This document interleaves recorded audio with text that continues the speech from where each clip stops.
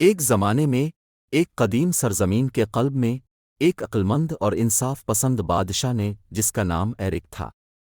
اس کی بادشاہی ایلڈوریا اپنے سرسبز جنگلات، گھومتی ہوئی پہاڑیوں اور ترقی پذیر کمیونٹیز کے لیے دور دور تک مشہور تھی۔ بادشاہ آرک نہ صرف اپنی منصفانہ حکمرانی کی وجہ سے بلکہ اس کی گہری ہمدردی اور عام لوگوں کی سمجھ بوجھ کے باعث اپنے لوگوں کا محبوب تھا۔ بادشاہ آرک اپنے والد کنگ ایلڈن کے اچانک انتقال کے بعد کم عمری میں ہی تخت پر بیٹھا تھا۔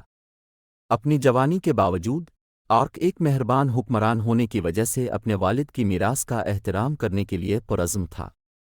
اس نے تخت پر اپنے ابتدائی سال ایلڈوریا کے ذریعے سفر کرتے ہوئے اپنی رعایا سے ملنے، ان کے خدشات سننے اور ان کی زندگیوں کے بارے میں سیکھنے میں گزارے۔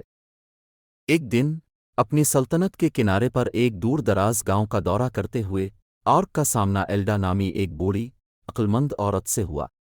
اس نے اسے ایلڈوریا پر منڈلانے والے ایک بڑے خطرے کے بارے میں بتایا، ڈریکونیس نامی ایک اژدہا جو صدیوں کی نیند سے بیدار ہوا تھا اور پورے ملک میں تباہی مچا رہا۔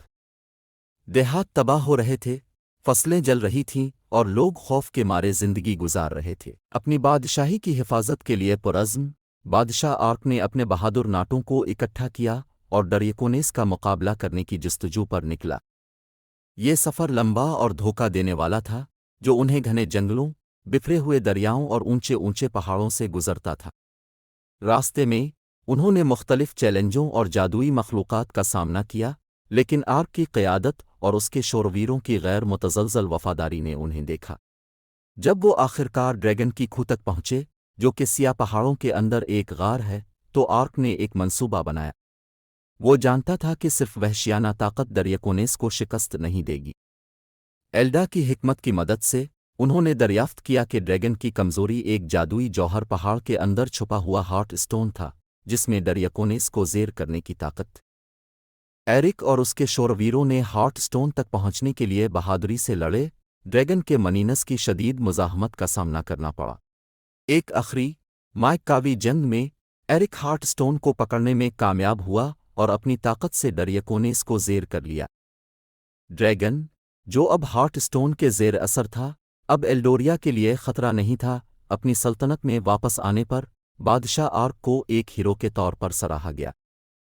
لوگوں نے اس کی بہادری اور حکمت کا جشن منایا، اور ایلڈوریا امن اور خوشحالی کے ایک نئے دور میں داخل ہوا۔